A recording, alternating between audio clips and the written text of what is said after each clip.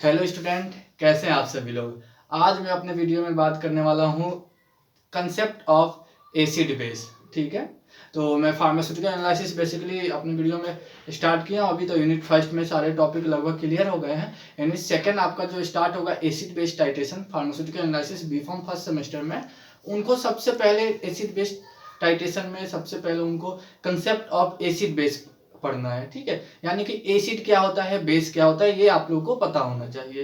तो आपने 12th में या 9th-10th में आपने इससे पहले पढ़ रखा है कि एसिड बेस क्या होता है, जो नीले लिटमस पेपर को रेड कर दे और जो रेड लिटमस पेपर को नीला कर दे।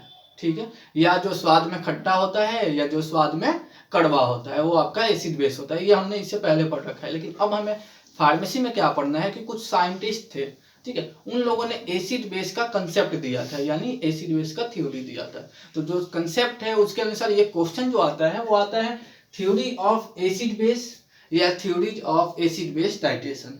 ठीक है, या कंसेप्ट ऑफ एसिड बेस। तो जो साइंटिस्ट थे, 3 साइंटिस्ट थे हमारे, Arrhenius, Bronsted and Lowry and Lewis. ये 3 साइंटिस्ट ने अपना अपना थ्योरी दिया था कि एसिड क्या होता है और बेस क्या होता है। तो हम एक बाय एक देखते हुए चलेंगे। ठीक है, चलिए स्टार्ट करते हैं। तो फर्स्ट हमारे थे आर्हेनियस। ठीक है, तो आर्हेनियस के अनुसार एसिड क्या होता है, give H+ ion in water.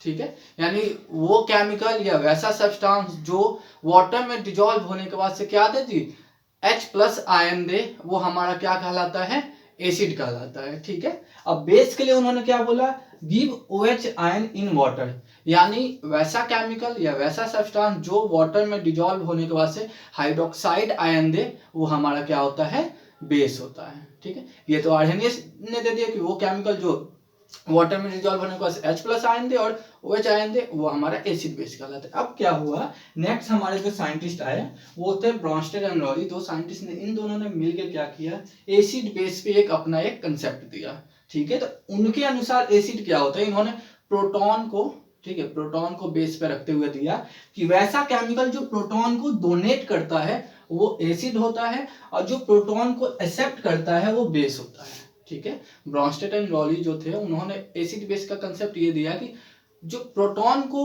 Donate करता है, ठीक है, वो क्या होता है, एसिड होता है, और जो प्रोटॉन को एक्सेप्ट करता है वो क्या होता है, हमारा बेस होता है। ठीक है, चलिए नेक्स्ट आते हैं हम लोग लुईस थ्योरी। ठीक है, तो जो लुईस नाम के एक साइंटिस्ट है, उन्होंने भी अपना क्या किया, एसिड बेस पे एक कंसेप्ट दिया। ठीक है, तो इन्होंने क्या बोला कि एसिड क्या होता है, जो इलेक्ट्रॉन पेयर को एक्सेप्ट करे वो एसिड होता है, और जो इलेक्ट्रॉन पेयर को डोनेट करे वो हमारा बेस होता है। ठीक है, तो यही 3 साइंटिस्ट थे आपके, आर्हेनियस, ब्रॉन्स्टेड एंड रॉली और लुईस। इन्हीं तीनों ने अपना अपना कंसेप्ट दिया था एसिड और बेस पे। ठीक है, तो होपफुल स्टूडेंट आप लोग को ये चीजें समझ में आई होगी।